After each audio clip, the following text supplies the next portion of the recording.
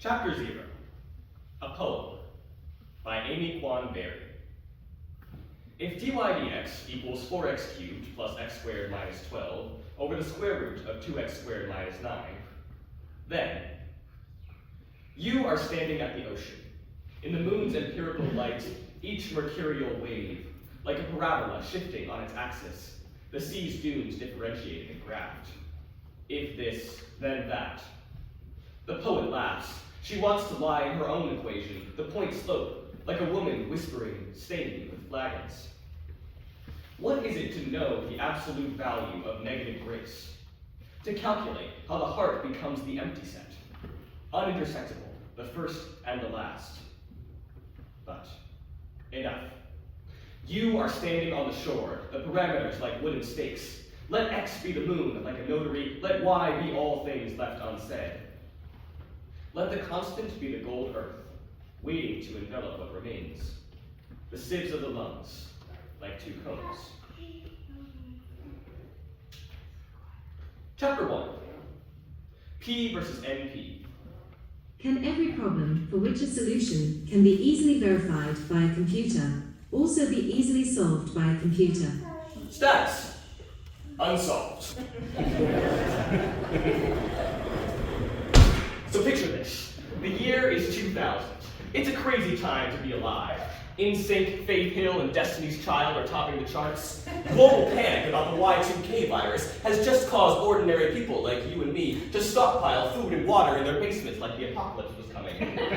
My extremely distant relative, Al, is preparing for a run for president, which surely won't end in controversy. You can still get onto a plane at Christmas time by just telling the gate agent that your dad is on the flight. And finally, and perhaps most importantly, the lives of my wonderful parents, Meg and Dan Gore, and my wonderful sister, Katie Gore, had not yet been graced by my presence.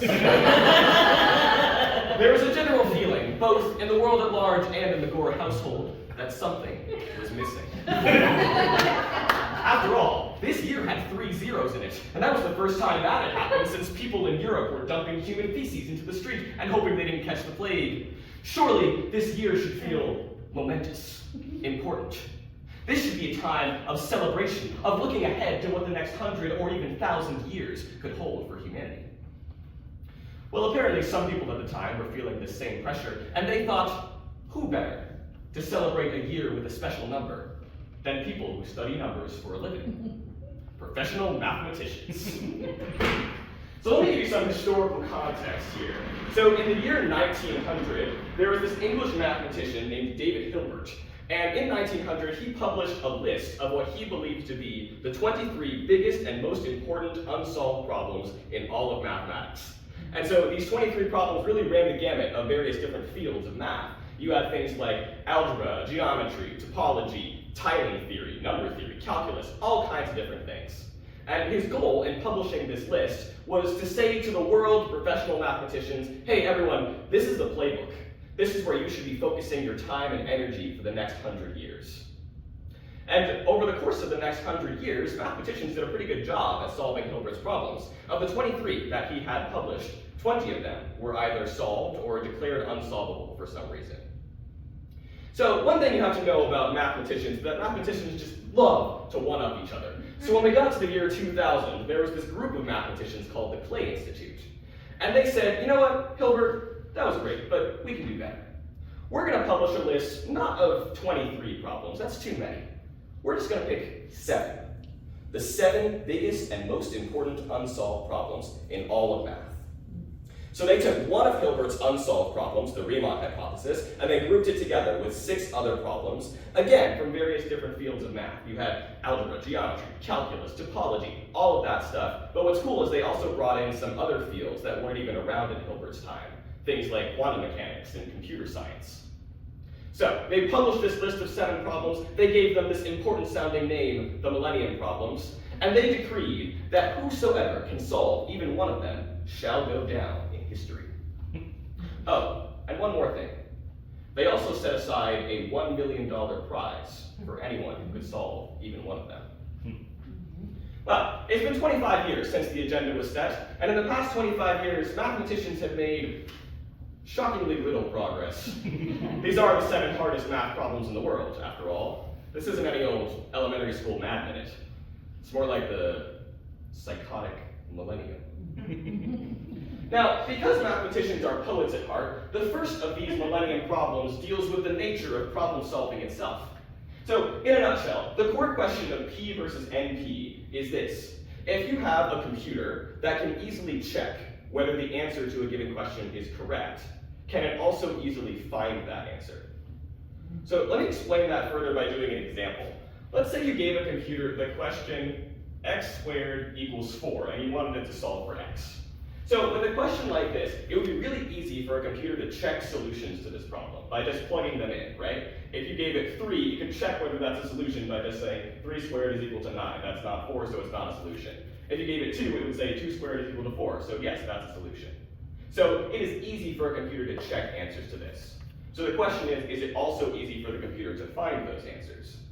And in this case, the answer is yes, right? Because in math, we have the square root function. So the computer could just take the square root of both sides, and it would get that the 2 solutions to this are 2 and -2, right? So in this case, it is easy for the computer to check an answer, and it's also easy for the computer to find that answer.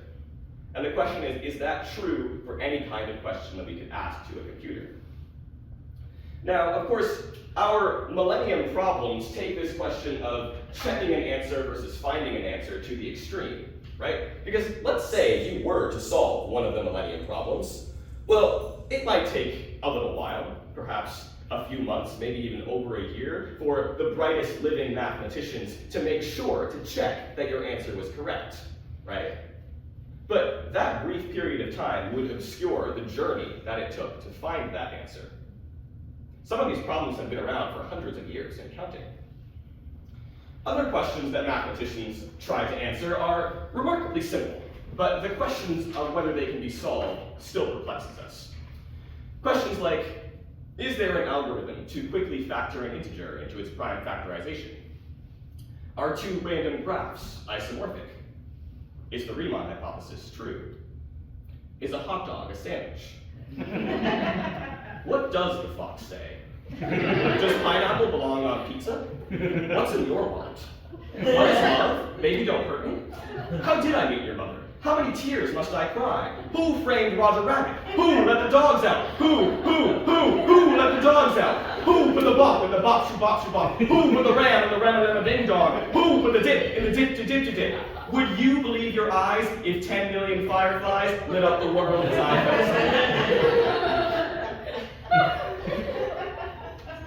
These are just a few of the important questions that mathematicians have been trying to answer for years. Once you answer one of these questions, it can be easy to look back and wonder why you couldn't have seen it all along. It's so easy to forget the minutes, hours, days, months, years that were all tied up in the chase, the relentless search for that final answer. Chapter 2. The Birch and Swearengen-Dyer conjecture. Prove that the ramp of the abelian group of rational solutions to an elliptic curve E is equal to the order of the zero of the associated L function L of E S at S equals 1. Status. Unsolved.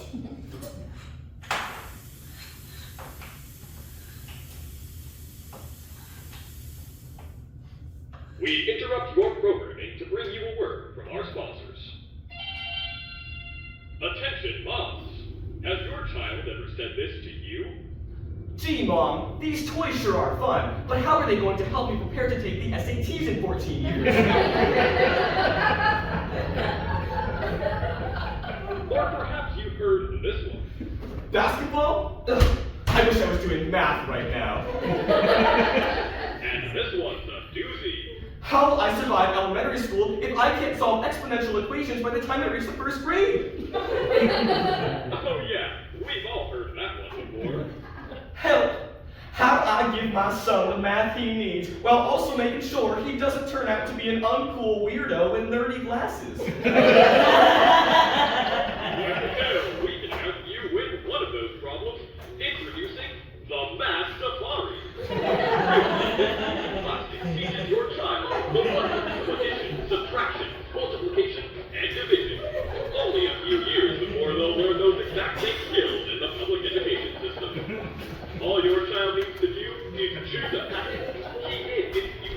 code and get solving. It's basically just a textbook, but we added a primitive LCD screen to make your kids feel like they're playing the most exciting video game in the world.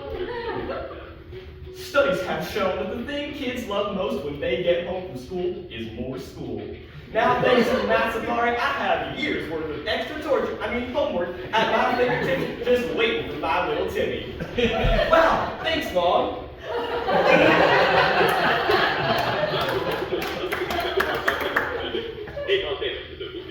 Get your Math Safari today and start adventuring.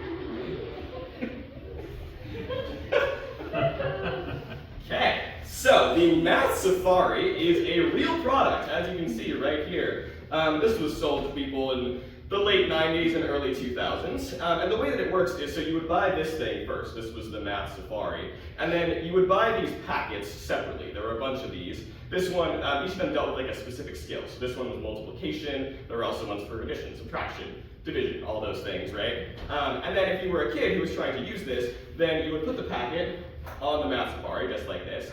And then you would flip the page to whatever page you wanted to work on.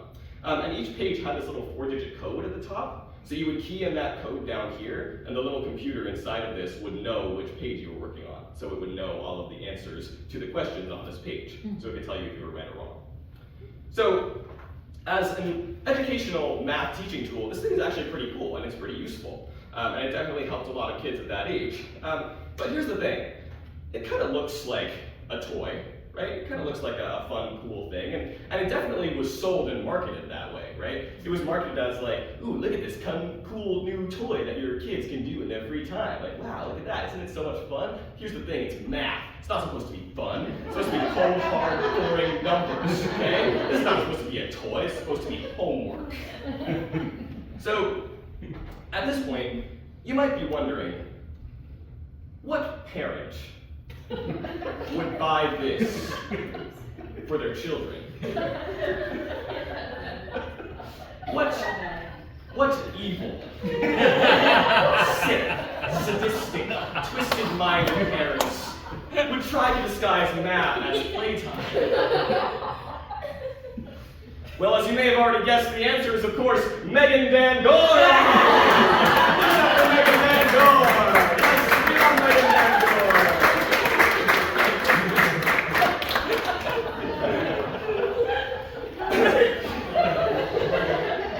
Before we rush to any conclusions about the moral character of my parents, let me give you a little bit more context for where this thing might come from. Exhibit A, 3 videos.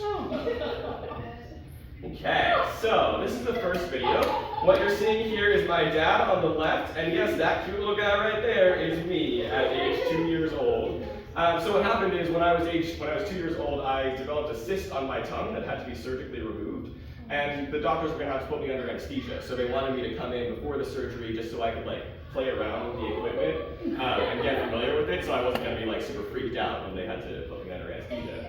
So I did that for a little while, but then I kind of got bored of the equipment, and I noticed something else that caught my attention. That thing was on the ceiling, so I was reaching up for it, and my parents tried to lift me up to get closer, and you can't quite see what it is just yet, but you're gonna see in a minute what was so fascinating to me on the ceiling.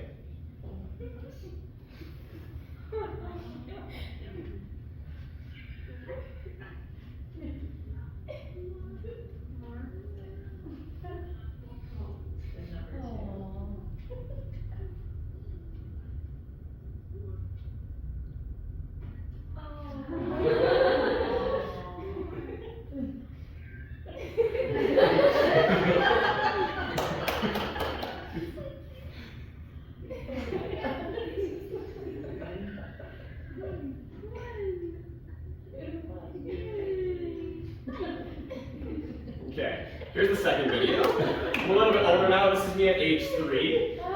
So I grew up on a cul-de-sac, and I used to like to run around the circle at the end of the cul-de-sac because there were these little boxes that had to do with like the electrical meter.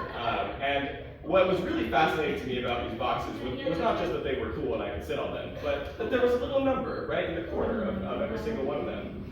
So this one was aptly named the Yellow 2, and you're going to see a few other numbers in a moment that I like to adventure to.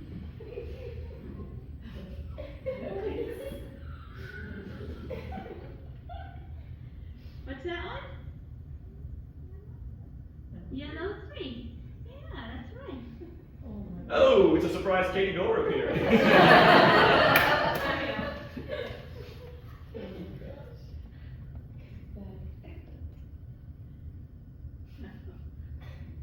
Wait, no, but don't go that way.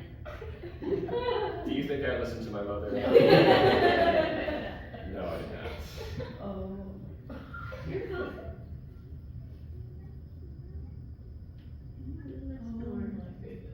And it's the yellow tree.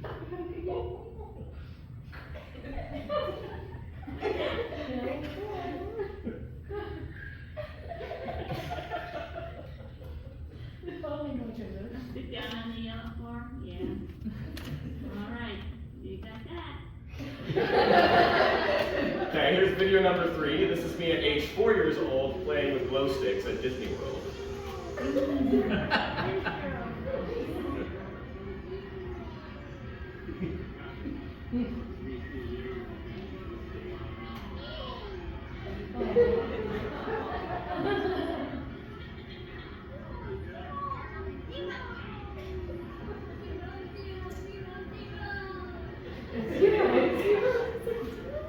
Oh my gosh.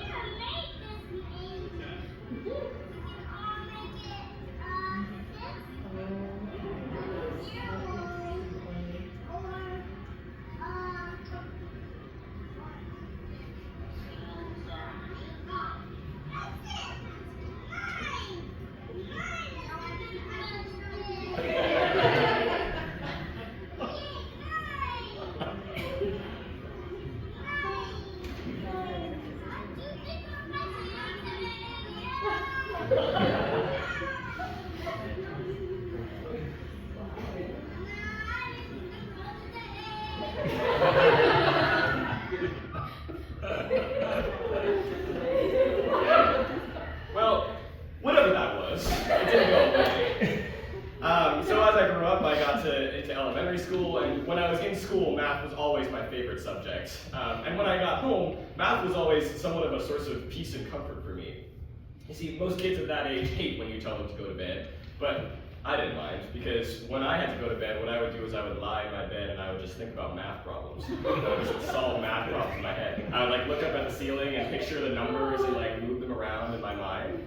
I have this vivid memory at that age of coming up with this formula for something called the handshake rule. And so the question that I was asking is okay, let's say you had 10 people in a room, and they each have to shake hands with every single other person, then how many total handshakes happen? So it's also how many different ways are there to pair up those 10 people? So I came up with this formula, and I was so excited about it, and I went into school and I got to tell my teacher about it. And guys, I had this incredible math teacher named Ann Smith, and she's sitting right in there. She was amazing for so many reasons, but also because when I told her about the handshake rule, she was so excited about it, and she let me teach a little portion of the class one day, and I got to teach everyone about this formula that I had come up with. So that was just an amazing way of supporting my own love for math. And so then as I went into middle school and high school, this love for math still didn't go away. I competed in math competitions and math Olympiads. In high school I was captain of the math team, and eventually I went to college and I decided that I would major in math. Now, there's certainly a chicken and egg debate to be had about the relationship between this thing, the Math Safari, and my own relationship with math. Because, you see, for a while I legitimately thought that this thing, and the way that it had exposed me to numbers and math at such a young age, was the sole reason why I liked math and why I was good at math. But when I was around age 12 or 13, my mom got these videos digitized, and I got to watch them for the first time. And when I watched them, I realized that math had been speaking to me for a long time, even before I could speak back. At a very basic level, the Birch and Swinnerton-Dyer conjecture deals with finding integer points along elliptic curves. When I first learned about it, my childhood escapades around the cul-de-sac came to mind. Before I was old enough to understand what elliptic curves meant, before I could add or subtract, literally before I was potty trained, this fascination with numbers and what they could do for me was already there. Look, maybe my parents were evil, sick, sadistic, twisted-minded, or whatever you want to call them. Or maybe they just really knew their kid. When I was reaching for those numbers on the ceiling, maybe they had some inkling that 20 years down the line, I would graduate from college with a degree in math. That I would have gone from making numbers out of glow sticks to studying Galois theory or the Riemann hypothesis. Or maybe they thought it was just a phase. Either way, through all the steps along my journey, I've been blessed to have parents who could always see what I was reaching for, and who lifted me up, just high enough to get there. Chapter 3, the Navier-Stokes equations. Prove or disprove that in three space dimensions and time, given an initial velocity field, there exists a vector velocity and a scalar pressure field, which are both smooth and globally defined, that solve the Navier-Stokes equations. Status unsolved. I would like to pose an interesting philosophical question to you all. The question is this: is math discovered or invented? So, when a mathematician makes an advance in their field, was that math always out there for them, just waiting to be discovered? Or are they literally making up new math as they go along? I'm actually curious to see what your gut instinct is on this, and in a moment, I'm going to make you vote. I'm going to make you pick a side. So, you have to think right now about what your answer to that question might be. Is math discovered or invented? So you can think all the way back to caveman times, when the early humans were coming up first with addition, subtraction, multiplication, those kinds of things. Is that math written into the fabric of the universe and we just discovered it? Or did we invent it to explain our surroundings? Okay, I'm gonna ask you to vote now. So everyone put your heads down and close your eyes. Now, you have to pick one. You can't pick both, you can't pick neither. Raise your hand if you think that math is discovered. Okay, hands down. Raise your hand if you think that math is invented. Okay, hands down. All right, and open your eyes. Okay, so what's cool, I really like asking this question. I've done it a couple times, and every time I do, there seems to be somewhat of an even split on either side. You know, sometimes it swings more one way or the other, but usually there's a nice contingent on either side, and I like that. I think it's cool. I think it's a fun question to think about. To help us think more about this question, I would like to tell you a brief story about a square. So, when I was in high school and I learned proofs for the first time, I was always taught that you end proofs with an acronym, a three-letter acronym that looks like this. QED. So, you would get to the last step of the proof and it would be exactly what you were trying to prove, and then after that you say QED. And I always thought that was cool. It was like a math tradition that went back hundreds of years, and I liked participating in it. I'm actually curious, does anyone know what QED stands for? It's an acronym. Joe, do you know? It's quote Eric Demonstrata. It is, and you pronounce it better than I've been pronouncing it, I assume. I've been pronouncing it quad erat demonstrandum. But yes, that is exactly what it stands for. It's a Latin phrase. Joe, do you know what it means? It means thus is demonstrated or something to that effect. That's also a more accurate translation of Latin, which is basically I was saying that's what I was trying to prove. Right? You get the first step, and then the last step is exactly what you're trying to say, and then you say QED, which is yeah, that's what I was trying to do. That's what I set out to prove. Right, okay, so you end with QED. But then when I got to college, no one was ending their proofs with QED anymore. When I would read a proof in a textbook or reading or whatever, they would always end their proofs with this little box, just like this, off to the right. And I was curious. I was like, okay, this is kind of cool, kind of interesting, but where did that come from? What does it mean? So I did some research, and it turns out that in the 1950s, mathematicians borrowed this square, this symbol right here, from the world of magazine typography. So if you ever read a magazine article, oftentimes those articles will end, when you get to the last line of the article, they'll have a little box right after that last word, and sometimes it's filled in. So mathematicians took that symbol and they borrowed it and they used it for their proofs. And I would argue that this makes a lot of sense. It makes sense to borrow this symbol from the world of story writing to fit in with our world of math proofs. And here's why. Because to me, writing a math proof often feels a lot like telling a story, right? You have an exposition where you're introduced to the characters and the setting. You have a conflict, a problem that you're trying to solve. You have a rising action where you take steps to solve that problem and it all builds to a climax, and then you have the falling action and the resolution where that problem finally gets solved. And maybe you tie up some loose ends along the way. So in that case, this square, this little box here, means the story is complete. It means the end. It means happily ever after. So now, the question of whether math is discovered or invented becomes sort of more like, okay, when an author writes a story, are they inventing that story, or are they discovering it? Now, the answer might seem obvious to you at first, but I think if you think about it a little longer, the area becomes grayer.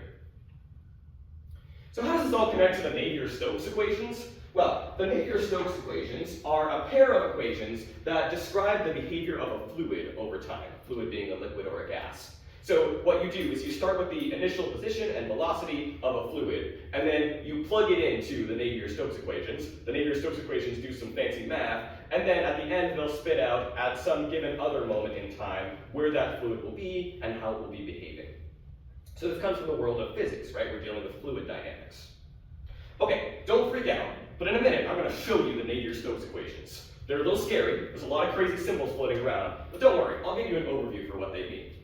So, Ryan, show us what we got here. Show us the Navier-Stokes equations. And here they are, okay? Like I said, a little scary, a lot of crazy symbols, there's some Greek letters floating around there. But, like I said, we're coming from the world of physics, right? This is fluid dynamics. So, these Navier-Stokes equations are actually just rewritings of laws of physics that I bet you guys have heard of before. So this first one here, this is equivalent to the law of physics known as the conservation of mass. This just means mass is conserved over time. The mass of the fluid will be the same at the beginning and the end.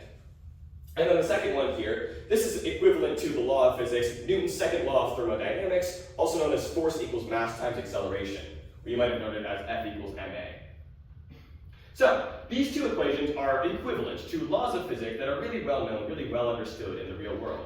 And so, therefore, for any possible measurable, observable situation in the real world, they always work. These equations always work to describe the behavior of fluids in the real world. But the capital M, capital P millennium problem of the Navier-Stokes equations is to prove that these equations will work not just in the real world, but for any possible fluid under any initial conditions in any possible world we could dream up. So this is where math takes puzzling leaps into the unknown. We have these equations that work perfectly fine for anything we could want to do in the real world. But for mathematicians, that's not enough.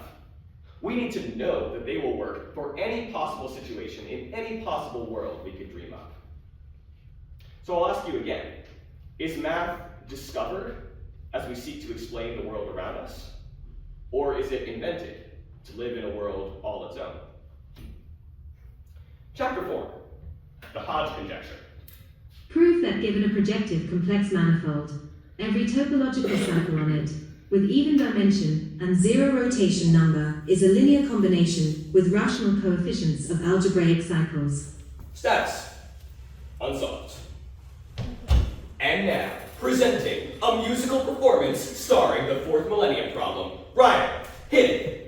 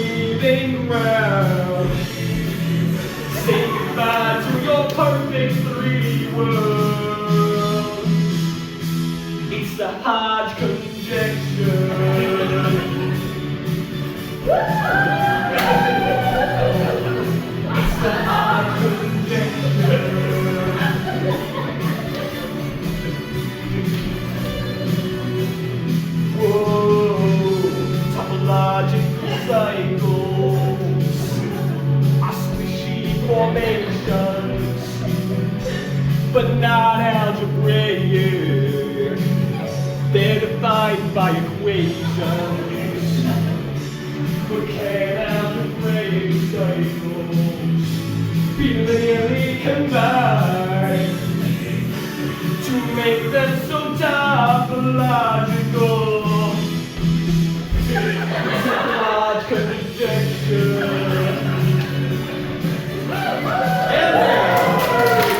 Presenting a feat of math magic before your very eyes. For this first magic trick, I need one volunteer from the audience who would like to come up and be our participant in the math magic trick. Who would like to be a volunteer? Mark, come on up. Awesome. All right, Mark, you can stand right here. I'm going to get a deck of cards for us. All right, Mark, choose one card from this deck right here. Okay, do not show me what this card is. You can show everyone else in the audience. Remember what Lark's card is. And Lark, when you're ready, you can put it right back in the deck right here. Remember what that card is.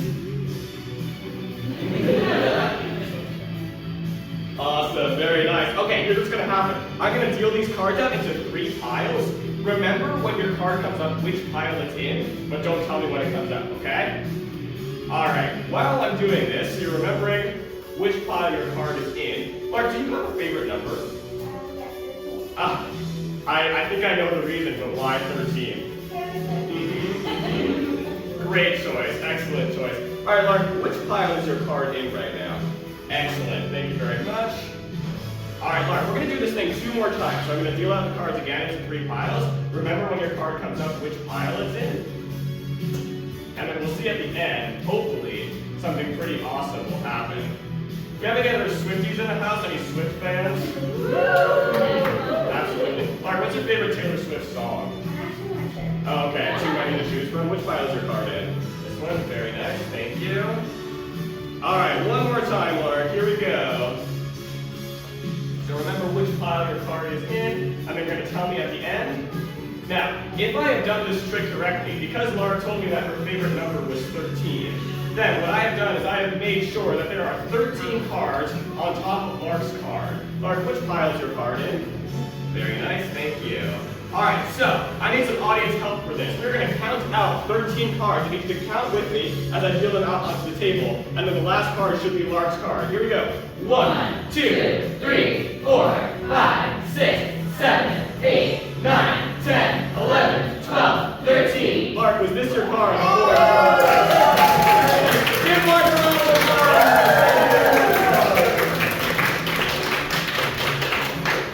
All right.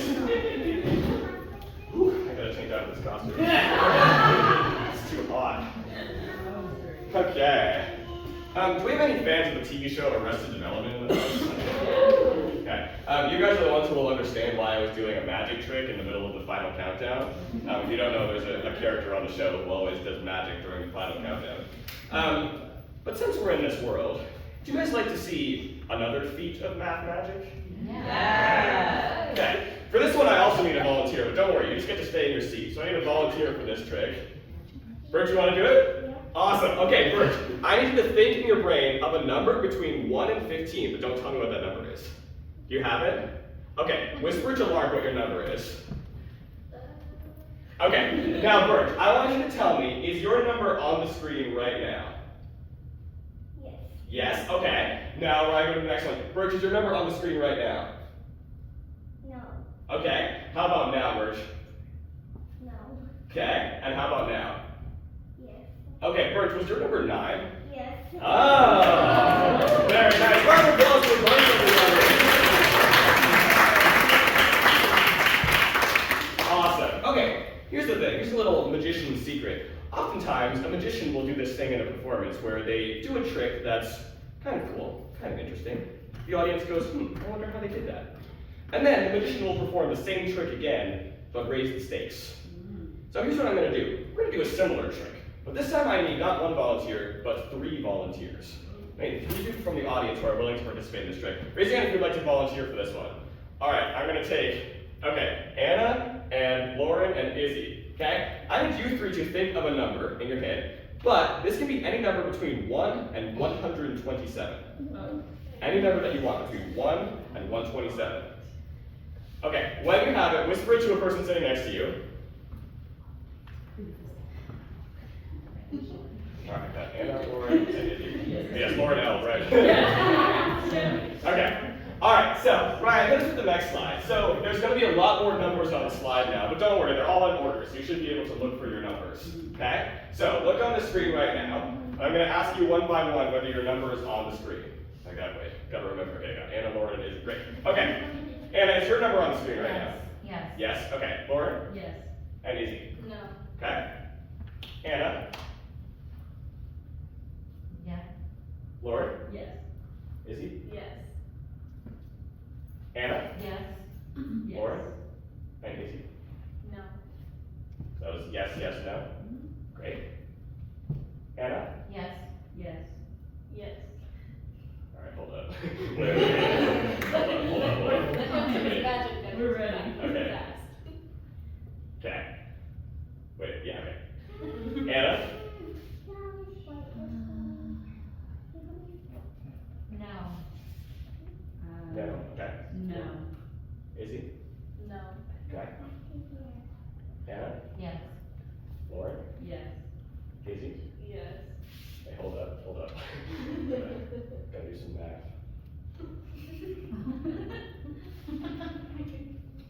Yeah, okay. All right, cool. All right, we're ready. Anna? No. Lauren? Yes. Izzy? No. Okay. All right, hold up. Anna, was your number 47? Yes. Okay. Lauren, was your number 111? It was. Izzy, you said no for this one, right? I said no. Was your number 42? Yes.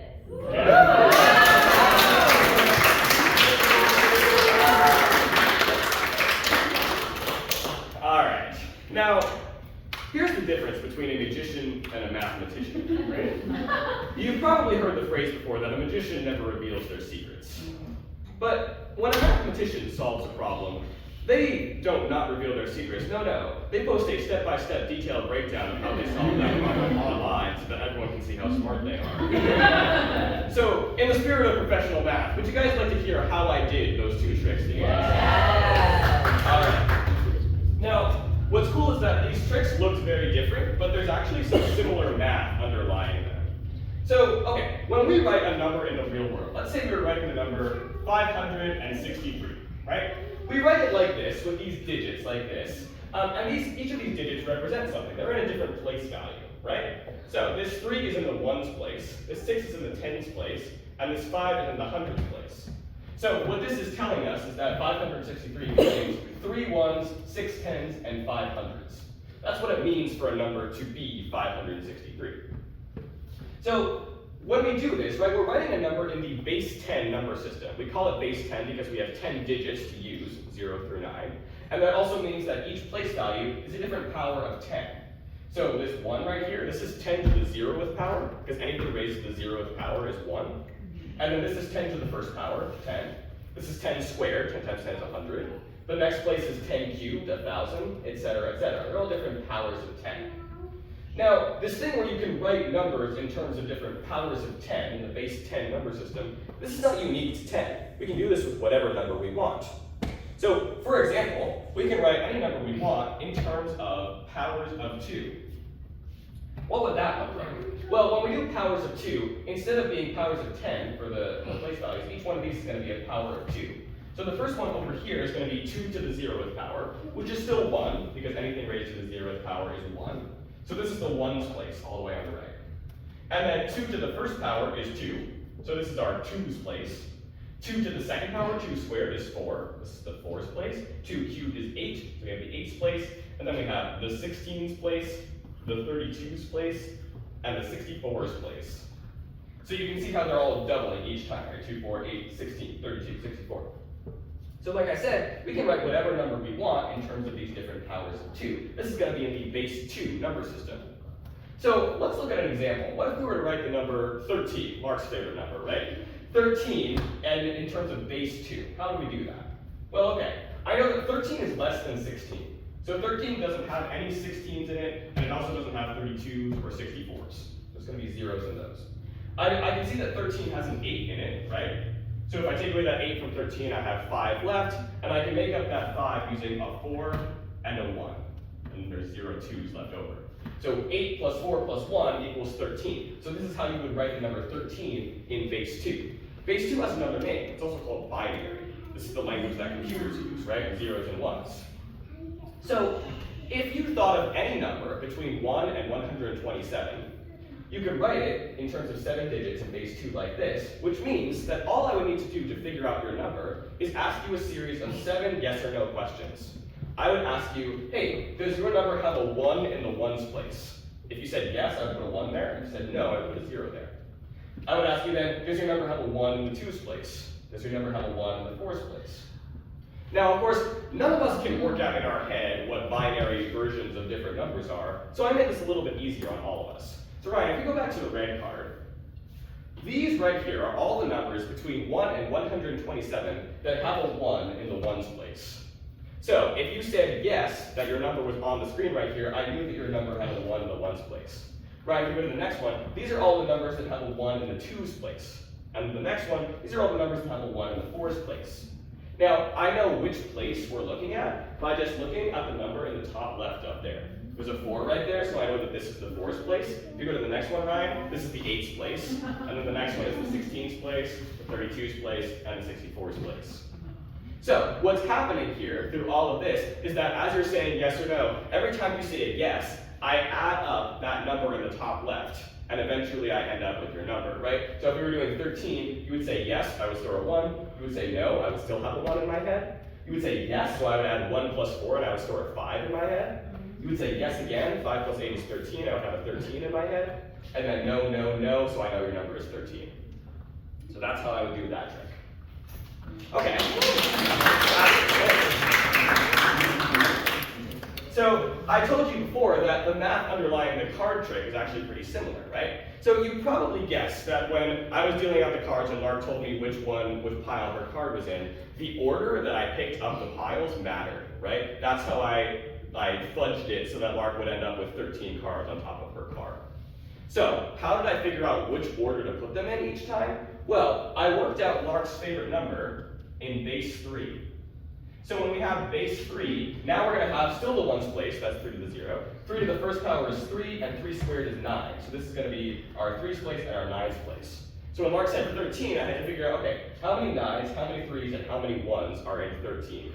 13 is actually a pretty easy number to figure out, because it is 1 9, 1 1, or 1 3, and 1 1. 9 plus 3 plus 1 equals 13. So anytime I see a 0, I put that pile on top. Anytime I see a 1 here, I put it in the middle. And anytime I see a 2, I put Lark's pile on the bottom. And then I just work backwards through the number. So all I had to do for Lark's number 13 was just put her pile in the middle every single time, because all 3 of these were 1s. Okay, so now you know the math underlying these 2 tricks, and perhaps you could go home and try them yourself, or maybe even come up with another trick that has to do with this same math. I do have to let you in a little secret, which is sort of the whole reason why I did a whole big song and dance number and then did some magic tricks before your eyes, was maybe perhaps to distract you from the fact that I actually have no clue whatsoever what the heck is going on in the Hodge conjecture. By this point in the show, you've probably noticed that every single Millennium problem is so niche and so dense that you really would have to dedicate your life's work to the field in which that problem lies in order to understand just the intricacies and the nuances of how that question is phrased and what each individual word means.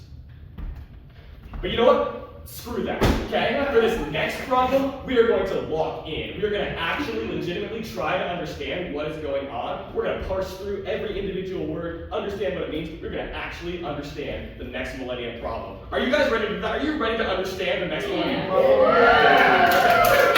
Let's do it. Ryan, what do you got? Chapter 5, Yang-Mills theory. Prove that for any compact simple gauge group G, a non-trivial quantum Yang-Mills theory exists on R4 and has a mass gap delta greater than 0. Status.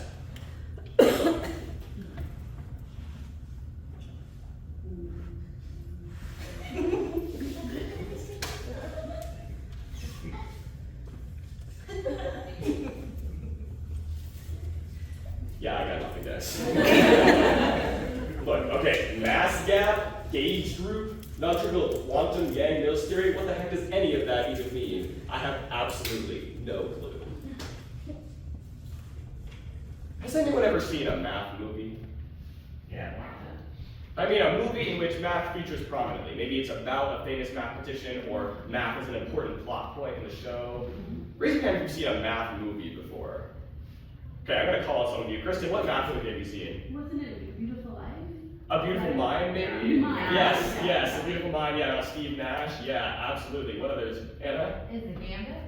Oh, The Queen's Gambit? The Queen's Gambit. Yeah, about the chess player? Yes, great one. Okay, what else? Other math movies that people have seen. Christy? I don't remember what it's called, but it's like this college professor who takes the kids out to go play poker. And they come cards. Yes. That's a- Maybe something. It's Yeah, not they related. broke Las Vegas, basically. Yeah. Oh, yeah, okay, I've heard about this. I haven't heard about the movie though. Okay, that's cool. Cool. What other math movies have people seen? Katie? Proof. Proof, yes, okay, based on a play, a Pulitzer Prize winning play, absolutely, cool. Other math movies that people have seen? Pi. What is it? Pi. There's a math movie that's called Pi? Yeah. Sounds interesting. Okay, cool. Rayman, right? Would that be Yeah, I've never seen that, but yes, I've heard it's amazing. Yeah, Laura. Am I remembering Moneyball then? Yep, Moneyball, yeah. Other Laura? I don't remember the name, but it was about like a teacher who had to come in and teach like undereducated students, and they ended up being like the top, like Stand and deliver. yeah, Okay. top, like the top math students in the like state. They were at the bottom to start though. Okay. Wow, Grace. It was about Alan Kirby. Ooh, okay, wait. Yeah, this sounds familiar, but I don't know what the name is. Imitation Game? Okay, yes. Lauren. Mean Girls. Yes! The limit does not exist. Okay, funny story. When I first learned limits in my pre-calc class, my teacher showed us the clip from Mean Girls. And that was my first exposure to Mean Girls. Okay, this is an excellent list of math movies, guys. Regardless of whether you have or haven't, though, seen a math movie, I would like to now present to you a depiction of what it usually looks like when a character in a math movie solves a big problem. Alright, so let me just get myself situated here. And scene. We open on a young mathematician, perhaps in an extreme close-up on his face, perhaps played by Matt Damon. And he wears glasses to show how smart he is. As he stares intently at a large chalkboard, every inch of which is filled with neatly drawn diagrams and equations, which are meant to make the average viewer of the movie feel dumb and not as smart as our young mathematician. Our young mathematician is distraught. He knows the answer is right in front of his eyes, he just can't seem to find it. He paces around the room, all the while keeping his eyes on the chalkboard, thinking maybe the solution is hidden somewhere in that rat's nest of graphs and integral signs. Intense, dramatic jump cuts as he begins to break down. He takes off his glasses to show his distress. His fragile ego can't process the fact that he might not actually be a genius. His dad was right. He was right. He's also got daddy issues. In a passionate fury, he begins throwing things. The chalk. His math notebook. But wait. Just like magic, the math notebook lands on the perfect page. And there, shining up at him, is the answer he's been looking for. Don't ask questions, it's just there. He rips the paper out of the notebook and races out of the room as dramatic music plays. And he races into the office of his professor/mentor/substitute father figure and cries out, "Look, Professor Dr. Flugensteiner, I've done it! I've finally done it!" And Professor Dr. Flugensteiner responds, Oh my god, you've done it! Back flaming! All of that magic will go your name. "Thank you, Dad, Professor Dr. Flugensteiner." But wait, you can take all the credit. I've got to go see about a girl. And then young mathematician dude gets the girl because you see mathematicians are all very heteronormative. And they run off into the sunset together and he never does math again. So let's run off into the sunset. Let me run off into the sunset.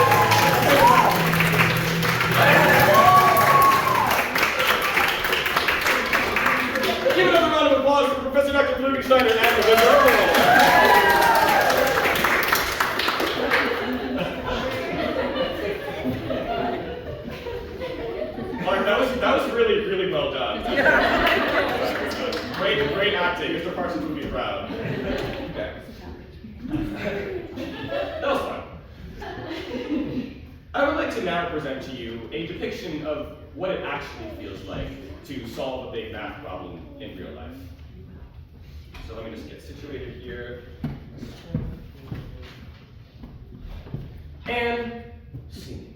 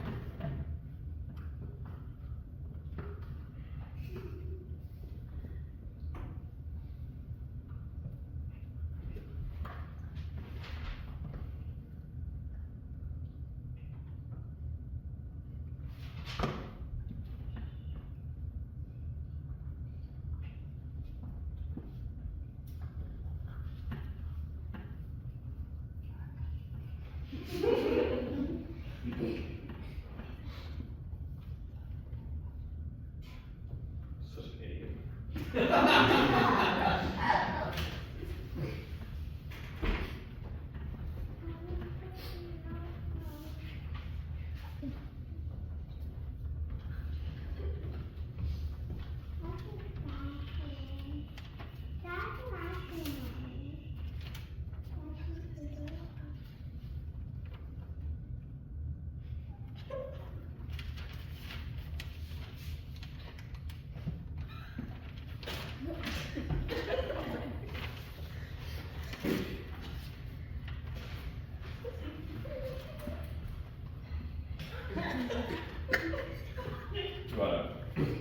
You wanna ride out into the sunset with me? No thanks. And scene.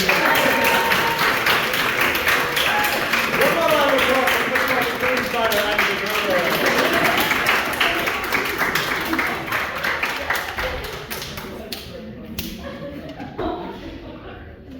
Now, I gotta be honest with you guys. I really tried to understand Yang Mills' theory, okay? When I was researching for the show, I watched videos, I read things, I did whatever I could. I got no closer to understanding anything that's going on in this problem. This is quantum mechanics. I have absolutely no background in that. Gauge group, I don't know what that is. R4, are we in four-dimensional space? It's wild. But before we move on from this problem, I would like to ask you one more question. Can you name any famous mathematician? Someone who's famous for doing math. This time you don't have to raise your hands, just call them out when you think of them. Yes, Einstein, who said that? Yes. Yeah, the genius, right? Okay, who else? Who else? Isaac Newton, absolutely, yes. Pythagoras, yes. Pythagorean theorem, totally. Who else? Famous mathematician. Fibonacci, yes, the Fibonacci numbers, the golden ratio, I love that. Who else? Who else? Leibniz? What? Leibniz? Wait. Leibniz? Okay. Oh yeah, Leibniz, yes. The other father of calculus besides Newton. Yes, great. Ooh, that's a cool one. Yes. Okay, these are all great answers. Now, I would like to introduce you to some professional mathematicians, some famous mathematicians who you might not have heard of, but are nonetheless giants in the field. So there's this one named Leonard Euler. This is a German mathematician who was alive in the 1700s, who was just a giant in the field of number theory, working with numbers. Any open question or any field of number theory probably has some big advance that Euler made on it 300 years ago. Just some incredible results that he proved long before any modern math tools were invented. There's also this guy named Évariste Galois. Which is a fun name to say. This is a French mathematician who was alive in the 1800s, and he invented this entire new field of math, which was eventually named after him, called Galois theory. You might recognize it because I mentioned earlier that I took a class on it in college. And he invented this entire new field of math at the age of 18, which is insane. And it's crazy to wonder what he could have done with the rest of his life, because unfortunately he died at the age of 21 in a duel, which is crazy. And if you think that there's no drama in math, you're incorrect. Now, one thing you might notice about all of the mathematicians we've named so far, and also all the mathematicians who lend their names to millennium problems, is that they are all men. Because you know what, the patriarchy has existed for a long time, and it affects all areas of our society, including higher math. But here are some famous female mathematicians who you might not have heard of before. So there's this woman named Emmy Noether, who was alive in the early 1900s, and she was a giant in the field of abstract algebra, made a lot of incredible advances in that field. She even has a mathematical object named after her called a Noetherian ring, which is really fun. And then there was this other woman named Ada Lovelace, who was a pioneering figure in computer science. Did a lot of incredible things even before we had any modern computing technology. She's credited as the first person ever to write a computer program. Again, even before we had any modern computing technology. So, my point in all of this, though, is that none of you probably have heard of any of those four people, because of course you haven't. These are math people. Who cares? Right? Seemingly, the only way to become famous for doing math is either to stand out so far ahead of your peers that you're a certified genius, like Einstein, or to also become famous in something else that actually matters, like physics, like Isaac Newton, for example. You see, despite what the movies tell you, there's no glory in math. Even if you think there is, it's not for you, it's for someone smarter than you. If you're trying to earn fame and name through math, you're not going to. The coolest thing you could ever hope to do with it is some cheap card trick like the one I did in the last chapter. So, why do people try to solve these problems? Is it really just for the $1 million? Well, let me put it this way. $1 million prize sure sounds nice, but in the years that it takes a professional mathematician to solve one of these problems, I bet that mathematician could instead work as a fry cook at McDonald's for 40 hours a week and probably make twice that much. And one of those things sounds a lot less agonizing. This goes beyond the Clay Institute. No. The math gods have ordained that whosoever sets out to solve one of these problems shall do so with only the purest of intentions, a burning desire for the one final answer. And who would do that? Right? Who would dedicate their life's work to trying to understand that with no promise of ever finding the answer? And for the fated one, smiled upon by God, who actually did it, who actually solved one of them, there would be no tangible reward, nothing to prove that you ever set out on that journey in the first place. Who would willingly take on the most monumental intellectual task known to man for no possible reason other than personal fulfillment? If you're sitting in the audience right now thinking, I would, you're insane. Psychotic. Even. I love you. And this next chapter is written just for you. Chapter 6, the Riemann hypothesis.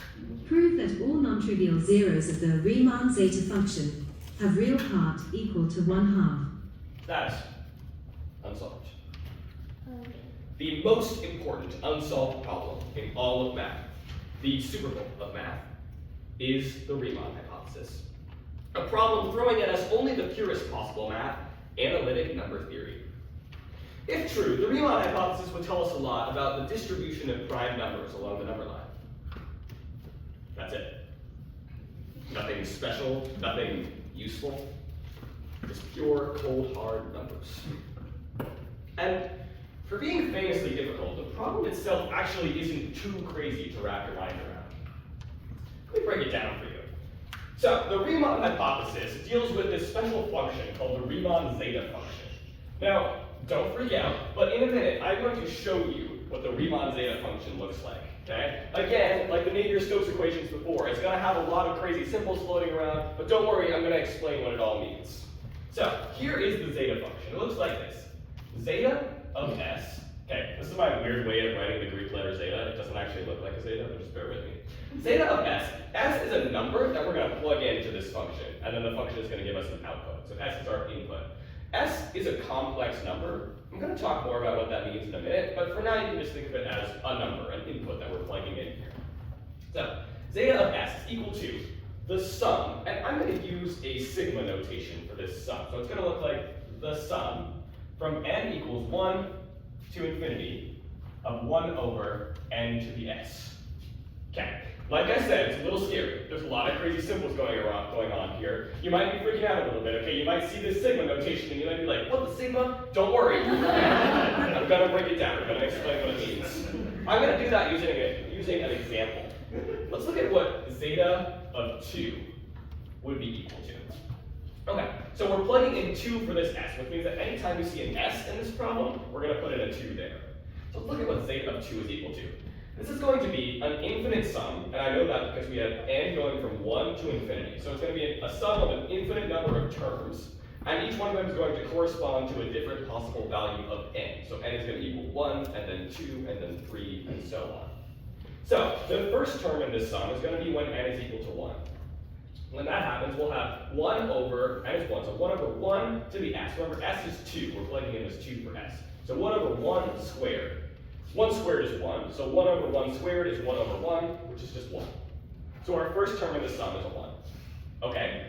So then the next term in the sum will be when n is equal to 2. So when that happens, we have 1 over 2 to the 2, right? Because s is always 2. 1 over 2 squared. 2 squared is 4. So 1 over 2 squared is 1 over 4, or 1/4.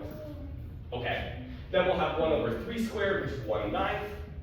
1 over 4 squared is 1/16. 1 over 5 squared is 1/25, and so on. So you see, we have an infinite sum. These are an infinite number of terms, and they all are fractions where the denominator is a square number. 4, 9, 16, 25. The next one will be 36, and then 49, etc. So it's the reciprocals of all the square numbers. Now, you might look at this and be like, okay, that is a sum of an infinite number of terms. So obviously it's just going to equal infinity, right? It's just going to go off to infinity. If I add up an infinite number of things, it's got to be infinitely big, right? And sometimes that's true. Sometimes you have an infinite sum and it does go off to infinity. Sometimes it's not, though. Sometimes a sum like this will actually approach a real number. And that can happen sometimes when you're working with really small fractions like this, right? 1/25 is a really small fraction, and the fractions keep getting smaller as you keep adding them up. So this sum will actually approach a real number. What is that real number, you ask? Well, it is pi squared over 6, which is kind of shocking, right, that pi shows up here because we're not working with circles. There's some really cool math underlying why pi shows up there. We don't have time to get into it for right now. But for now, just take my word for it that sometimes an infinite sum that looks like this will actually converge or approach a real number. Okay. So let's look at an example when a sum like this from the Riemann zeta function will not converge to a real number. It'll go off to infinity. So what if we had, instead of zeta of 2, what if we had zeta of -1?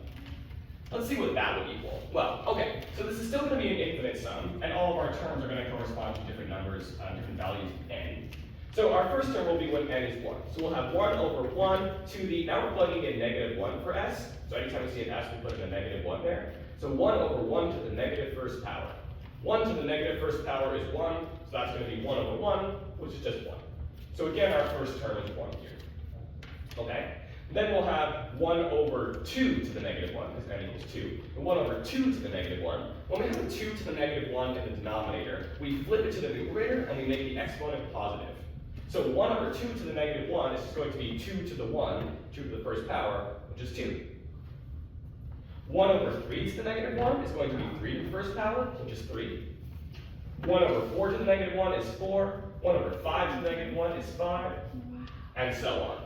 So this sum, zeta of -1, has given us the sum of all of the natural numbers, the counting numbers. 1 plus 2 plus 3 plus 4 plus 5, etc. on and on and on. So you might look at this now and go, okay, well, maybe this one does approach a real number, but that one, that's definitely got to go to infinity, right? This is an infinite number of positive numbers, and they keep getting bigger. So that one's got to be infinitely big. And you'd be right. That one, we call that diverging, which means it goes to infinity. Okay. Now, I mentioned before, so the question at this point is, what numbers of s cause this thing to converge to a real number, and what numbers for s cause it to not converge? What's the condition for that? Well, this has to do with that thing I mentioned before, which is that s is a complex number. So when we say s is a complex number, it means it has two parts. It has a real part and an imaginary part. Let me show you an example of what a complex number might look like. It might look like 3 plus 4i. So here's what this number means. It has a real part. This 3 right here is the real part of this s. That means 3 is a real number, which means it's a number we can use and think about in the real world, right? Counting numbers, fractions, decimals, all those things are real numbers. Then it also has an imaginary part. This looks like 4 times I.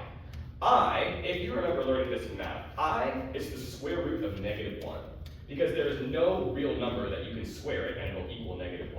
So we call the square root of -1 the imaginary number. We call that I.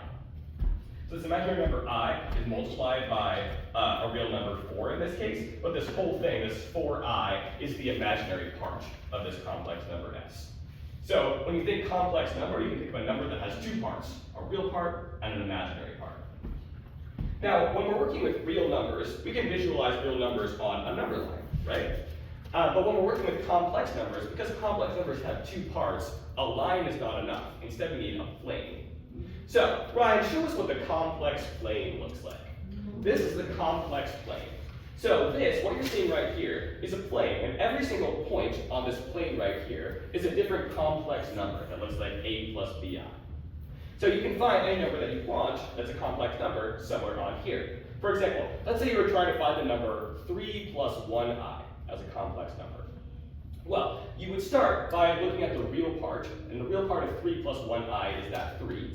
And you would find that on the real number line, which is this horizontal axis right here. So this line right here is the real number line. You can see all of the real numbers positively going off to the right, 1, 2, 3, 4, 5, 6, 7, and then negative real numbers going off to the left, -1, -2, -3, etc. So you would find 3 on the real number line. Okay, I found it, it's right here. Then you would look at the imaginary number line, which is this vertical axis right here.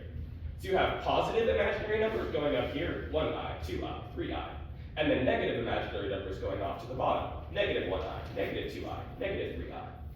So if you were trying to find 3 plus 1i, you would find 3, and then you would find 1i on the imaginary number line, and you would just see where those intersect. So this point right here, this is 3 plus 1i. You could also find -1 minus 2i by finding -1 on the real number line and -2i on the imaginary number line. So this point right here is -1 minus 2i. You can also find the numbers that we plugged in before to the zeta function, 2 and -1, on the complex plane. How did you do that? Well, 2 is a real number, and so as written as a complex number, it would be 2 plus 0i, because it has no imaginary part. So you would find 2 over here, and then it's 0 on the imaginary number line. So this number right here is 2 plus 0i. Similarly, -1 is right here. So this is -1 plus 0i. So this is the other number that we plugged into the zeta function before. Okay, what you're about to see on the TV is an animation. And in this animation, all of the points on this complex plane are going to move. They're going to move to where they get mapped to under the Riemann zeta function.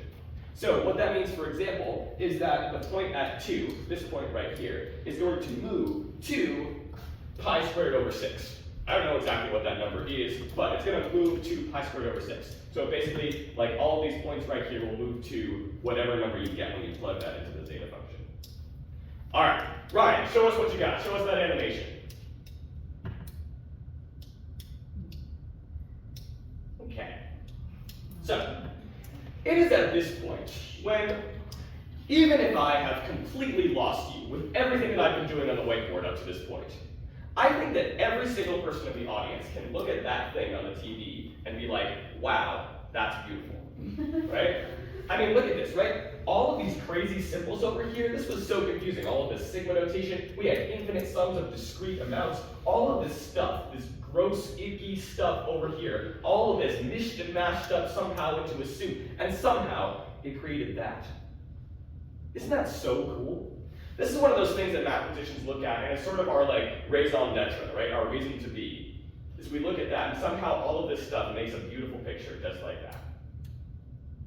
Now, here's the other thing you might notice about this picture. It looks kind of incomplete, right? I mean, look at all of these. These are beautiful circles over here. But then you look at these circles down here and up here, and they kind of get to this point, and then they just abruptly stop.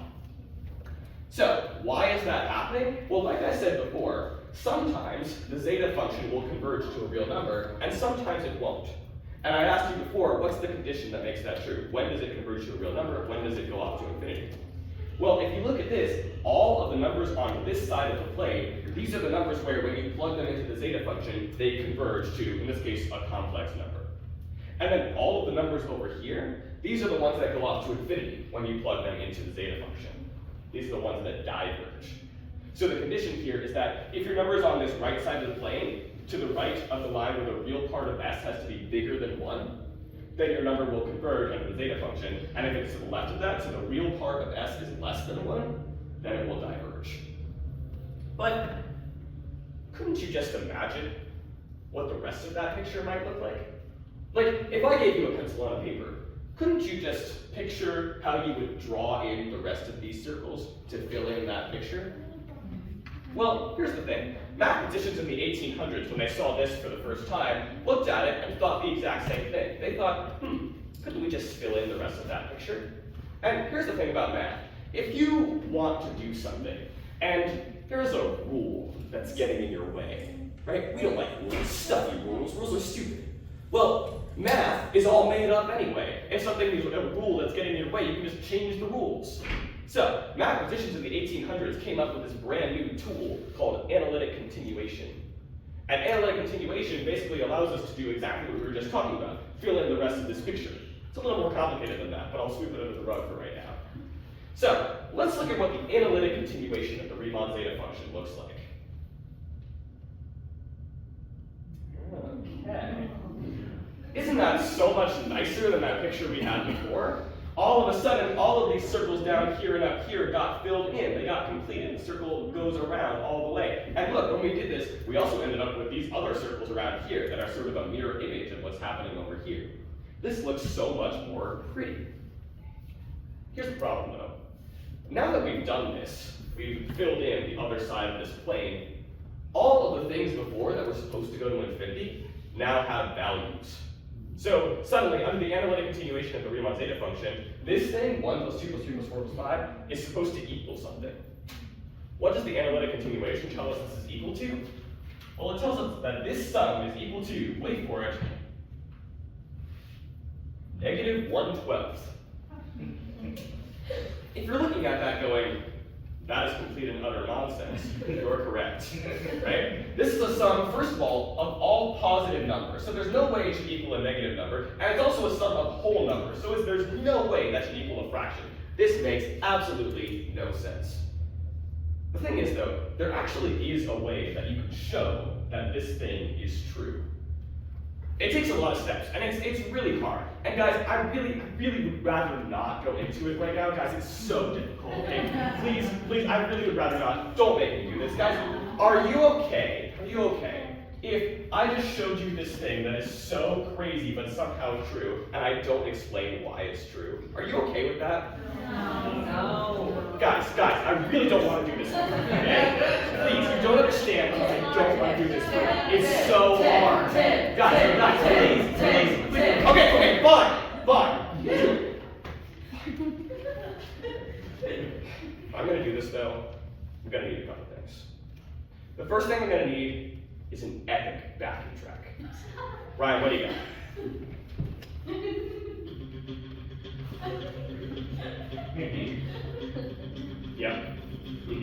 Yeah, I get behind this.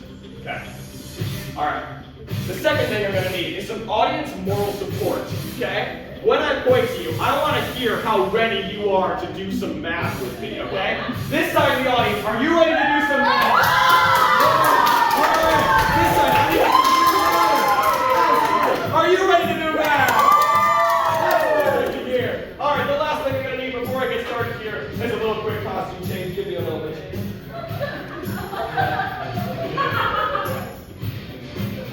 Hold up. Give me one moment as I complete this epic costume change. Alright, I think we are ready. One more time, are you all ready to do some math? Our goal is to prove that this crazy thing right here is true, that the sum of all of the counting numbers is equal to negative 1/12. In order to do this, I'm going to need to define a couple sums. Here's the first one I'm going to define. This is A. Everyone say hi, A. Hi, A. Beautiful. are trying to prove is equal to negative 112. It's the sum of all of the counting numbers. 1 plus 2 plus 3 plus 4. So our goal is by the end of this proof, our last step will be A is equal to negative 112. I need a volunteer from the audience who's going to hold up this whiteboard for the rest of the proof. Thank you, Lauren. Lauren's going to hold up A. All right. The second sum I need to define is called B. Everyone say hi, B. Hi, B. All right, B is equal to 1 minus 1 plus 1 minus 1 plus 1, etc. On and on and on. So, what could this sum possibly be equal to? Let's try to work it out, right? 1 minus 1 is 0. Plus 1 is 1. Minus 1 is 0. Plus 1 is 1. Minus 1 is 0. So it keeps going back and forth between 1 and 0. So you might be asking, okay, how do I know which one it is? Is it 1 or is it 0? How do I pick one? Well, when mathematicians have a sum like this that oscillates back and forth between different possible values, something that we do a lot of the time is take the average of those values and assign it to be equal to the sum. So what's the average of 0 and 1? It's 1/2. So, what I am claiming right now is that this sum is equal to 1/2. Now, if you're looking at this and this looks as nonsensical as that thing up there, I want to claim that it's actually not. Mathematicians do this kind of thing a lot. This is actually a really valid step. So if you just take my word for it that this weird thing is true, a lot of crazy things are about to happen. Alright, I need a volunteer to hold up B for the rest of the proof. Thank you, Lark. Lark's going to hold up B. Alright. Now, the third sum that I need to define is C. Everyone say, I see. I see. Okay, C is equal to 1 minus 2 plus 3 minus 4 plus 5, etc. It looks a lot like our friend A over there, except this time we subtract all of the even numbers. So it's minus 2, minus 4, minus 6, etc. So, this one, if we tried to work it out the same way that we did for B, it wouldn't work because all of the sums are different. All the partial sums are different. So we can't just take the average of all of them. So instead we're going to need to be a little bit trickier with how we figure out the answer to this. So, who is my volunteer who's going to hold up C for the rest of this proof? Thank you, Lizzie.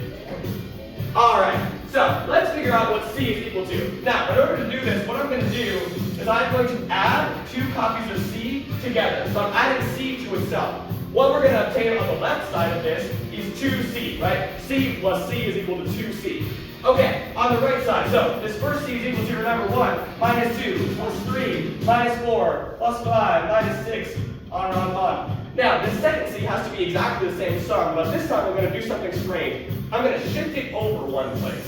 So I'm going to write 1 minus 2 plus 3 minus 4 plus 5, etc. So now it looks like this. Remember, they're the same sum, C and C are the same, but I just shifted it over one space. Okay, let's work out what this is by adding down vertically like this. So 1 plus, this is length, so it's 0. 1 plus 0 is 1.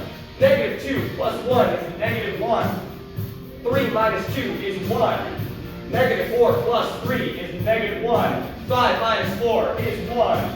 Negative 6 plus 5 is negative 1. And you see the pattern. All of a sudden, this looks really familiar. It looks like our friend B right over there. Hey everyone, look at Lark's whiteboard. What is B equal to? 1/2. B is equal to 1/2. So that means that 2C is equal to 1/2. So that means if we divide both sides by 2, we have that C is equal to 1/4. All right, who's got C? Lizzie, would you like to do the honors of writing in a 1/4 on that line right there? Nicely done, thank you. Alright, so now that we have that C is equal to 1/4, we need to use that piece of information to figure out what A is equal to. So, we're going to do this similarly to how we figured out what C is equal to, but instead of adding some things together, I'm going to subtract. So, on the left side, I'm going to do A minus C. So let's work out what that is going to equal. So on the left side, we're going to have A minus C. On the right, okay, A, remember, is equal to this thing. The sum of all the counting numbers. 1 plus 2 plus 3 plus 4 plus 5 plus 6, etc. C is equal to 1 minus 2 plus 3 minus 4 plus 5 minus 6, etc. Okay, now we're subtracting this whole thing from this thing. So we're going to subtract down this side. Okay, 1 minus 1 is equal to 0. 2 minus negative 2 is equal to. When we subtract a negative number, it's the same thing as adding the positive version of that number. So 2 minus negative 2 is the same as 2 plus 2, which is 4. 3 minus 3 is 0. 4 minus negative 4 is 4 plus 4, which is 8. 5 minus 5 is 0. 6 minus negative 6 is 12, etc. So what we have obtained is a sum where every other number is a 0, and the numbers in between are all the multiples of 4. 4, 8, 12, the next one will be 16, etc. Okay, everyone look back at A. Imagine if we multiplied A by 4. Well, if we did that, all of these terms would get multiplied by 4 individually, right? 4 times 1 is 4, 4 times 2 is 8, 4 times 3 is 12. So if we multiplied this by 4, we would get exactly the same sum without some zeros as this thing that we have obtained down here. So that means that A minus C is equal to 4 times A. And now we're really close. All we need is a couple lines of algebra. First thing, what if we say, everyone looking over here at our board for C, what is C equal to? 1/4. Excellent. So now we have that A minus 1/4 is equal to 4A. Let's subtract A from both sides. We have that negative 1/4 is equal to 3A. Divide both sides by 3. And all of a sudden, we are left with a result so staggeringly, stupidly unlikely that you are all looking at the positive degree of my proverbial mathematical sleeve. Quad, eros, demonstrandum.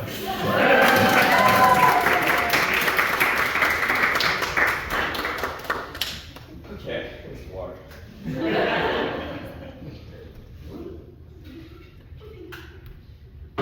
Okay, that was fun.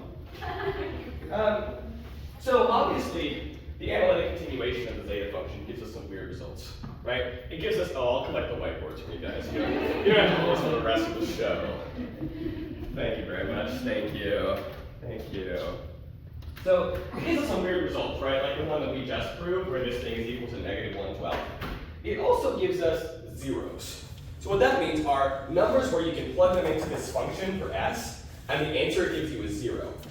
This should still not make sense, because anytime we get a Riemann sum or a zeta sum like this, right, it is always the sum of positive numbers. So there's no way you should be able to add up an infinite number of positive numbers and get 0. That should still not make sense. But under the analytic continuation, that says it's true sometimes. One example of when that's true is for all of the negative even numbers. So, for example, zeta of negative 2 equals 0. Similarly, zeta of negative 4 is equal to 0. Zeta of negative 6, zeta of negative 8, they're all zeros of the zeta function. So those ones, the negative even numbers, we call those the trivial zeros of the Riemann zeta function. Not because they're not important, but sort of just because we know them all. Mathematicians know a lot about them. So there are also some other zeros. We call those other zeros the non-trivial zeros of the zeta function. We know at this point that all of the non-trivial zeros of the Riemann zeta function lie somewhere in this strip of the complex plane where the real part of s is between 0 and 1. So the real part of s has to be between 0 and 1. If it's in that strip, it might be a 0 of the Riemann zeta function. Now the Riemann hypothesis states that all of those zeros are not just somewhere in this strip, but on a very specific line right down the middle of it, where the real part of s is equal to 1/2. So what that means is a 0 of the Riemann zeta function could be 1/2 plus 3i. Or if it's 1/2 minus 10i, it could be a 0 of the Riemann zeta function. If it's 1/2 plus 1,000,000 i, it could be a 0. As long as that real part, that first part, is equal to 1/2, it might be a 0 of the Riemann zeta function. And if you can prove that those are the only non-trivial zeros of the Riemann zeta function, you win $1 million and your name goes down in history. That's it. That's the whole problem. Now, it seems pretty simple when you break it down like that, but this hypothesis has stood since 1859. Countless mathematicians have lent their hours and energy to it, and I'm sure many of those hours were spent sitting stolid in a chair, willing the realization to dawn on them. Many of these mathematicians probably had dreams of one day finally solving it, finally being the one to etch their name into the history books. But I bet most of them knew deep down that 166 years later, we'd still be in the dark. I think I've been lying to you all a little bit. Some of the things I've said about mathematicians who try to solve these problems might seem to indicate that they enter their fields guns blazing with all of the swagger and confidence needed to believe that they'll be the one the world's been waiting for. But these are the smartest people in the world, after all. And they're probably smart enough to know their own limitations. Somewhere along the journey between kindergarten and Einstein, it becomes not just about solving the problem anymore. There's something deeper at play. Whoever stands against the full force of the Riemann hypothesis, searching for zeros in that infinite complex plane, probably feels something akin to what Galileo or Johannes Kepler or any great astronomer felt when they first trained their telescopes on the night sky. Wonder, awe, curiosity, catching a few glimpses of wild light amidst a vast, uncrossable darkness. They knew they would never be able to leave the earth where they stood, and yet they were content to gape at the beauty of the constellations. Studying math is an attempt to understand, whilst being crushed by the weight of all that you will never understand. It's learning to be okay with that. The Riemann hypothesis might never be solved. The 7 hardest unsolved problems in math might stay unsolved forever.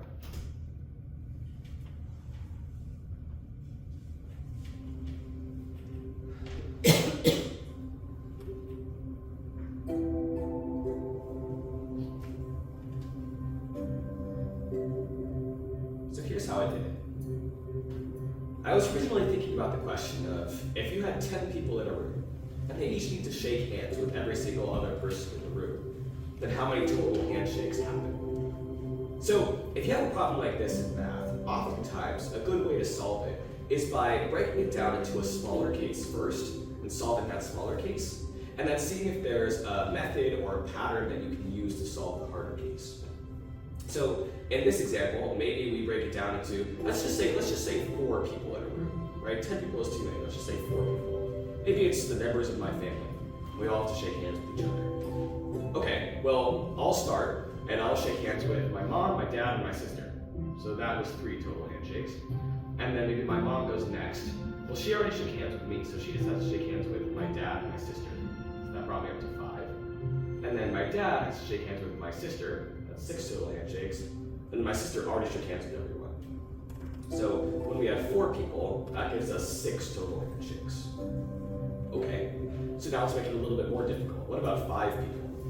Well, if you have 5 people in the room, you can do the same sort of process, right? The first person can go down the line and shake hands with the other 4 people. That's 4 handshakes. And then the second person already shook hands with the first one, so they just shake hands with the next 3. 1, 2, 3, so I'm up to 7. And then the third person shakes hands with the last 2. 2 more. The fourth person shakes hands with the last one, that's 10. And then the last person already shook hands with everyone else. So the 5 people gave me 10 total handshakes. So what I'm noticing here is that when you have, let's say, 5 people in a room, right, you just add up all the numbers less than 5. 4 plus 3 plus 2 plus 1. And each of those numbers represents one person going down the line and shaking hands with everyone they haven't shaken hands with yet. So okay, if you had 6 people in a room, then you would just add up 5 plus 4 plus 3 plus 2 plus 1, which would give me 15. So, okay, now I have 4 people gave me 6 total handshakes, 5 gave me 10, and 6 gave me 15 total handshakes. So the question at this point is, what's the formula, right? How do you get from the numbers on this side to the numbers on this side? Well, I tried a bunch of different things. I thought about it for a while, and eventually I realized that if you start with the number on the left over here, say 6, right? Then what you have to do is you have to multiply it by 1 less than 6, so 6 times 5, and that gives you 30. And then if you divide 30 by 2, that gives you 15, which was the answer I had gotten before for 6 people. So then if you had 5 people, you would multiply it by 1 less than 5, so 5 times 4 is 20, divided by 2 is 10. That's the answer I got for 5 before. And then 4 people is 4 times 3, which is 12, divided by 2 is 6. So the formula is if you have n people, you do n times n minus 1 over 2. So okay, if you have 10 people in a room, then you do 10 times 10 minus 1, which is 9. 10 times 9 is 90, divided by 2, and that gives you 45 total handshakes.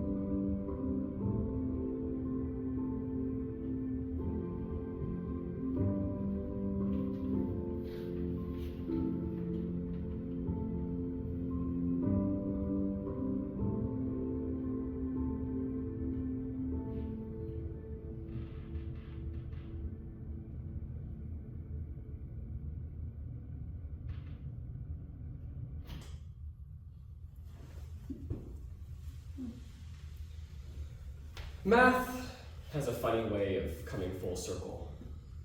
Because just as with any good math problem, just when you think you'll never get it, just when you accept that darkness is uncrossable, just when you decide that anyone who attempts the journey is stupid because it's simply impossible, math gives you one spark, just one tiny reason for hope. Chapter 7, the Poincaré conjecture. Prove that every simply connected compact three-manifold, without boundary, is homeomorphic to the three-sphere. Status. Solved.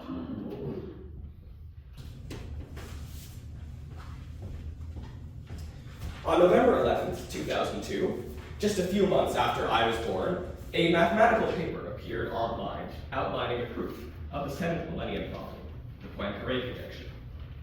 Now, if you're familiar with other areas of academia, this might seem like a weird way to publish a proof of this magnitude, right? Because usually in other areas of science, you have this extensive peer review process where if you want to get something published, you have to first write it, right? And then you have to edit it a bunch with your colleagues, and then you send it to the journal, and they usually send it back with like a bunch of edits that they want you to make.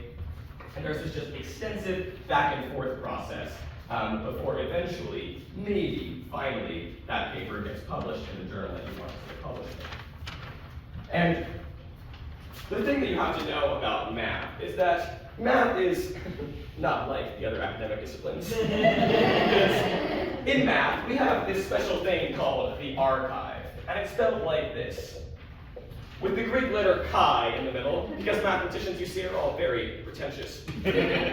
Now, we have the archive. The archive is a website where if you have a proof, or you solve a problem, or you do some research in math, what you do first is you post that thing to the archive, and then after that, you go through the peer review process, right? So your colleagues, other mathematicians in the field, will look it over and check if it's right.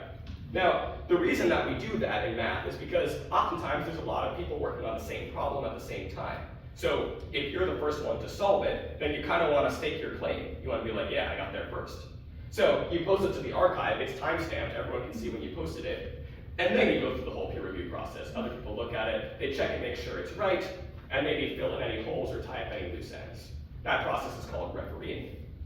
So the thing about math is that, unlike in other areas of science, where you often need special equipment or a lot of experience in order to do research, in math, you can buy books online or watch videos and teach yourself some of these concepts. And you can work on these problems in the comfort of your own home, and once you have a solution, all you need is an internet connection to post it and share it with the world. Even after all this time, math is the only field of science that remains remarkably, tantalizingly accessible. Now, for the Poincaré proof, the process of refereeing it did take a long time. It took almost 4 years. But by July of 2006, the results were in. The proof was correct. The problem was declared officially solved. So you're probably wondering, who did it? Well, it's time for you to meet the hero of our story, Grigori Perelman. Grigori Perelman was a reclusive Russian mathematician, and he spent his years studying the field of topological geometry, and in the years leading up to 2002, he studied a concept called the Ricci flow, which he would eventually use to solve the Poincaré conjecture. In recognition of his outstanding work, in 2006, Perelman was awarded with the highest honor in all of math, the Fields Medal, sort of like the Nobel Prize for math. And eventually, in 2010, Grigori Perelman was recognized as the first human being ever to solve a millennium problem, and he was awarded the grand prize of $1 million. Now here's where we reach the crux of our story. With no preamble, and without giving a reason, Grigori Perelman declined the Fields Medal. No one knows why. Could it be because he didn't want to overshadow the achievements of those who came before him and contributed to solving the problem by taking all the credit for himself? Or could it be because he was angry with the mathematics community for taking so long to referee his proof? He could be selfish, or he could be a saint. Or maybe he really is just the ultimate math purist who works simply for the joy of the work. Well, whatever the reason, Grigori Perelman also declined the $1 million. And in 2010, he retired from professional mathematics. No one is really sure if he's even still alive. Now, if I can just get on my soapbox for a minute. I've been waxing poetic about numbers for over an hour now. You might think that's weird, or you might think that's cool, or you might think I'm crazy or psychotic even. Or you might just be like, yeah, sounds like Tim. But regardless, I'm guessing that there's many of you in the audience right now who haven't fully been able to empathize with a lot of the things that I've been saying.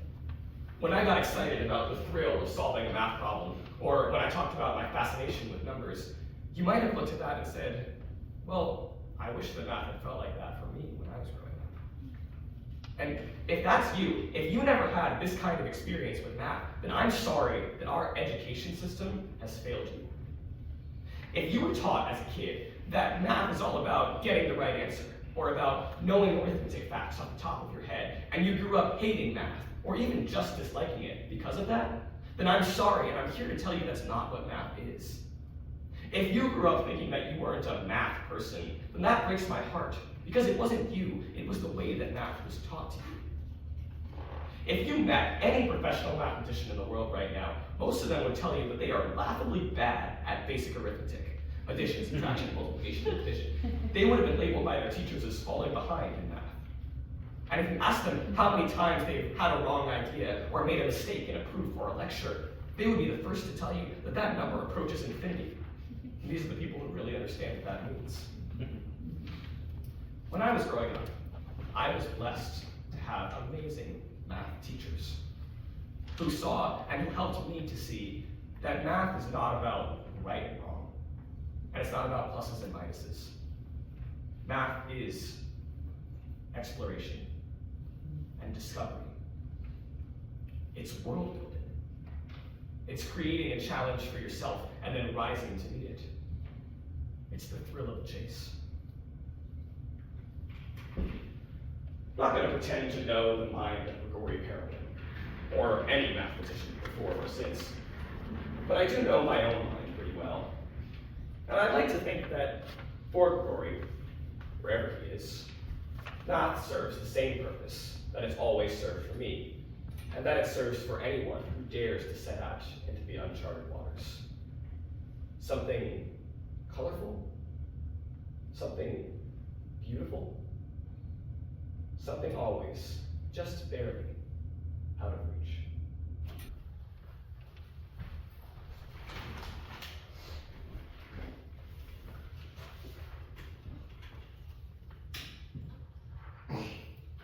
Chapter 8, a poem by Tim Gore.